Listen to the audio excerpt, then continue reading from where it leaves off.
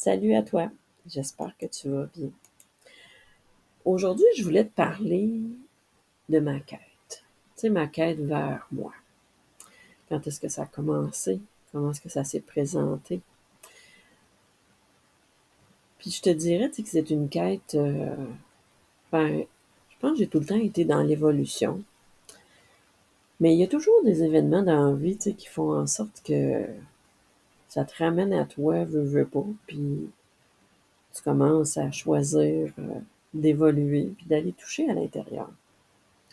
Puis aujourd'hui, je vais te lire un article que j'ai fait en 2016, je crois, pour le magazine L'Éclat, qui appartenait à Marie-André Prévost de Vivant Média.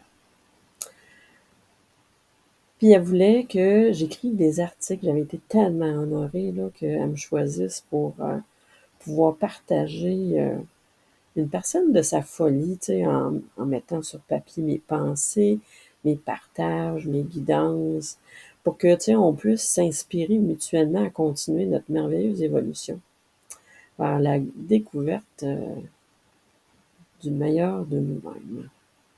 Fait que c'est un beau clin d'œil, ma chère Marie-André. Ça reste toujours, hein, c'était une belle ouverture. J'ai écrit plusieurs articles dans ce magazine-là. Puis, mon Dieu que c'était bon. Fait que ce que je vais vous lire, ça s'appelle, c'était vraiment le premier article. Ah mon Dieu, je viens de penser à ça. Cet article-là, il a été publié la journée de la fête de mon fils, hein, en octobre, il y a quelques journées. Fait que, mon Dieu que c'est beau, hein, la vie nous amène des synchros. Aïe, aïe.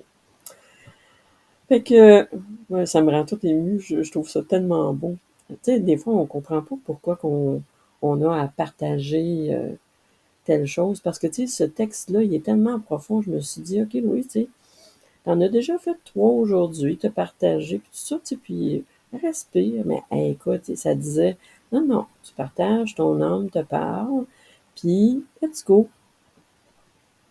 Donc là, c'était tout un clin d'œil, hein. Fait que je vais commencer l'article, puis j'espère que ça va aller te toucher. C'est une partie de ma vie, j'ai pas vraiment tendance à dévoiler des parcelles si vulnérables, je dirais. Mais en même temps, je réalise que ça offre des parcelles de sagesse à des gens qui en ont besoin. Puis c'est des petites perles de douceur pour pouvoir continuer d'avancer. Donc, je vais commencer. Le titre de cet article-là, c'est Ton âme te parle. Donc, dans la première section, c'est Qui suis-je?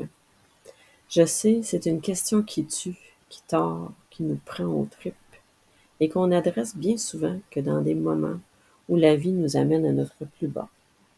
Et il en est bien ainsi, car il faut bien commencer en quelque part. Et moi, je commence ici. Il y a de cela quelques années, après un vent de changement non désiré, toute déboussolée de cet abandon, tout est question de perception, je me retrouvais devant moi-même, en souffrance, celle qui déchire, celle qui tue, en perte de repère, aérée comme un enfant qui a perdu sa mère, à me demander quoi faire. Mourir ou vivre? Wow, tout un moment. Il semble bien plus grandiose avec le recul, le retrait. Mais quand il s'est présenté, c'était intense, déchirant. Ce moment où vivre n'a plus la même importance, et que dire de mourir? Ouf. À ce moment précis, après quelques semaines de souffrance intense, après m'être vu comme un fantôme parce qu'il était parti, je réalisais à ce moment l'ampleur de ma dépendance. Ce choix que j'avais fait, peut-être inconsciemment, de vivre à travers une autre personne, pour une autre personne, un genre de fusion, en m'oubliant totalement, comme j'avais toujours fait. Ce n'était pas une nouveauté.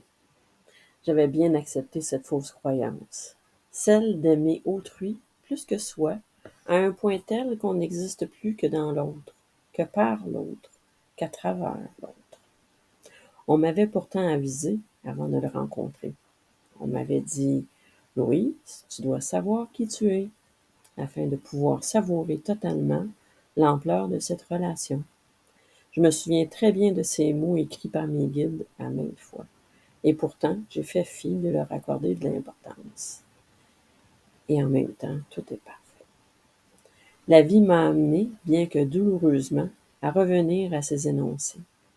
La vie est ainsi faite. Si la leçon n'est pas apprise la première fois ou la deuxième fois, il est certain que la troisième fois sera un petit peu plus brutale, afin de s'assurer que nous comprenions bien la leçon.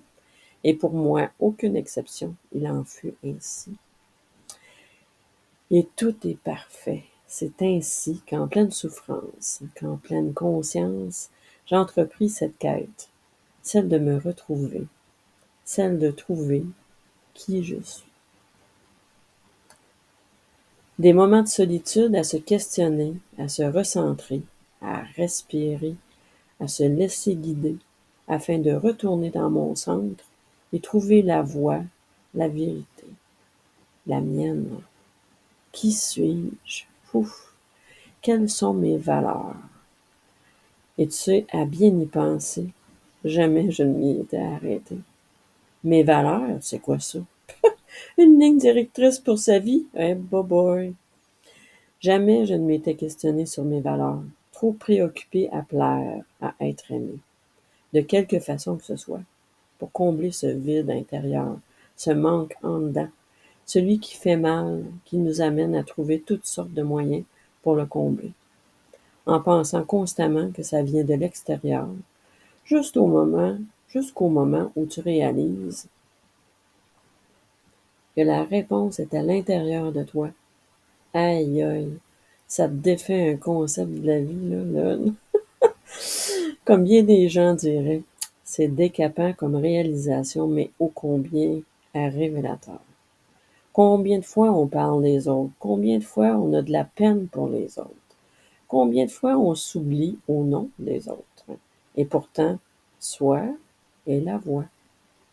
Nous sommes notre première priorité à suivre. C'est la fin de mon article, puis la fin que j'avais marquée, c'est encore aussi présent.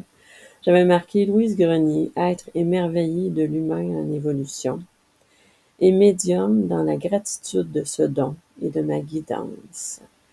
Et j'ai l'immense bonheur d'accompagner des gens dans leur cheminement personnel à la redécouverte de soi. Namasté, qui veut dire le divin en moi, honore le divin en toi. C'est puissant quand même. C'est toujours fascinant de voir que souvent on a besoin d'être dans le fond pour amorcer cette quête-là, amorcer le changement. Mais en même temps, tout est OK. C'est comme ça. Donc, on prend simplement le temps d'aller voir qu'est-ce que notre âme est en train de nous dire. On prend le temps aussi d'aller connecter avec ce qu'on ressent à l'intérieur. Puis souvent, on a besoin d'accompagnement. Moi, j'avoue que depuis le début de ma quête, oui, je suis allée chercher de l'aide. J'avais besoin des gens qui avaient un recul là, sur ce qui était vécu pour pouvoir me guider, pour pouvoir éventuellement reprendre mon propre pouvoir. Ce chemin-là, je l'ai fait, je le fais encore. On le fait toujours, un petit pas à la fois. Donc, j'espère que cette lecture-là t'a plu. Et j'espère que ça a pu aller te toucher. Puis si tu as besoin d'être accompagné, ou tu as besoin d'écoute, de soutien, de présence, écris-moi, fais-moi signe. Peut-être qu'on pourrait partager des beaux moments afin d'évoluer, de faire sens de qui tu es, puis d'apporter un peu plus de paix dans ta vie pour que la vie soit plus douce. Donc, je t'envoie plein d'amour et puis je te dis à la prochaine.